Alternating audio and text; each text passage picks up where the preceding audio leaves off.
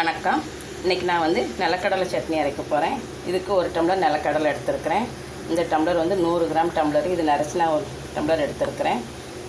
இதுக்கு தேவையான பொருள் 3 பச்சை மிளகா, கொஞ்சம் புளி எடுத்துருக்கிறேன், கொஞ்சம் கருவேப்பிலை, மல்லித்தலை, பூண்டு ஒரு 6-7 பண்டு பூண்டு எடுத்துருக்கிறேன் சின்ன பல்லா, உப்பு தேவையான அளவு, வெங்காயம் ஒரு 2 சின்ன வெங்காயமாக இருந்தால் ஒரு 2 வெங்காயம் போடுங்க. நான் பெரிய வெங்காயத்தில் தான் கொஞ்சமாக கட் பண்ணி வச்சுருக்கிறேன். இப்போ இது எல்லாமே ஒன்றா அரைச்சிக்கலாம் மிக்சியில் போட்டு. இந்த சட்னி வந்து நம்ம தேங்காய் திடீர்னு வந்து தோசை செய்யும்போது நம்ம தேங்காய் சட்னி செய்யணும்னா தேங்காய் இருக்காது. அந்த நேரத்தில் இது வந்து அவசரமாக ஒரு தோசை ஊற்றுறக்குள்ள இந்த சட்னி அரைச்சிடலாம். தக்காளி சட்னி இந்த மாதிரிலாம் செய்கிறதுக்கு நம்மகிட்ட தக்காளி வெங்காயம் இல்லாத நேரத்தில் இந்த சட்னி அரைச்சிக்கலாம். இது ரொம்ப டேஸ்ட்டாக இருக்கும். இட்லி, தோசை, ஊத்தாப்பத்துக்கெல்லாம் ரொம்ப நல்லாயிருக்கும். இது சட்டுன்னு ஒரு நிமிஷத்துக்குள்ளே வேலையாயிரும். இப்போ இதை அரைச்சிட்டு பார்க்கலாம். நான் இன்றைக்கி நிலக்கடலை வந்து தோலோடு எடுத்துருக்கிறேன். வறுத்த நிலக்கடலை, அதனால் நான் வறுக்கலை. நீங்கள் வறுக்காத நிலக்கடலையாக இருந்தால் வறுத்துக்கங்க. இது வறுத்த நிலக்கடலைனால நான் வறுக்காமல் வச்சுருக்கிறேன். தோலோடு போட்டால் தான் ரொம்ப சத்து, தோலில் நல்ல சத்து இருக்குது. தோலோடு போடுங்க. அப்படி உங்களுக்கு தோல் வேண்டாம்னா நீங்கள் தோலை எடுத்துகிட்டு கூட போட்டுக்கலாம். இதை அரைச்சிக்கலாம். இப்போ அரைச்சாச்சு. ரொம்ப நைஸாக அரைக்க வேண்டாம், இந்த மாதிரி அரைச்சிக்கோங்க. அப்போ தான் நல்லாயிருக்கும். காரமெல்லாம் உங்கள் தேவைக்கு ஏற்றாப்புல போட்டுடுங்க.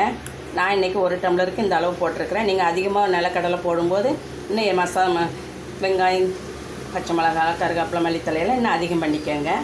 இது வேறு ஒரு பாத்திரத்தில் மாற்றி தாளிச்சிக்கலாம்.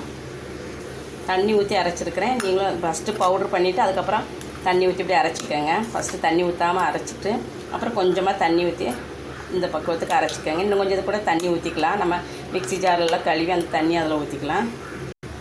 இப்போ தாளிக்கிறதுக்கு ஒரு கடாய் வச்சுருக்கிறேன். கேஸ் பற்ற வச்சு ஒரு கடாய் வச்சுருக்கேன். கொஞ்சமாக ஆயில் ஊற்றிக்கலாம்.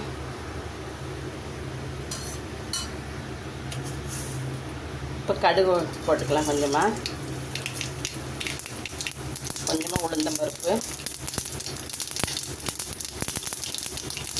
ஒரு காஞ்ச மிளகாய், கொஞ்சமாக கருவேப்பிலை போட்டுக்கலாம்.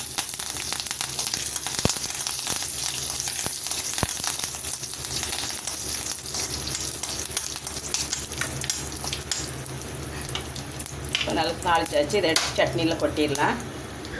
இப்போ தாளிச்சதை எடுத்து கொட்டியாச்சு. இப்போ நிலக்கடலை சட்னி ரெடி ஆகிடுச்சு. இது ரொம்ப டேஸ்ட்டாக இருக்கும். ரொம்ப வேலை ஈஸியான வேலை. ஒரு தோசை ஊற்றுறதுக்குள்ள இந்த சட்னியை ரெடி பண்ணிடலாம்.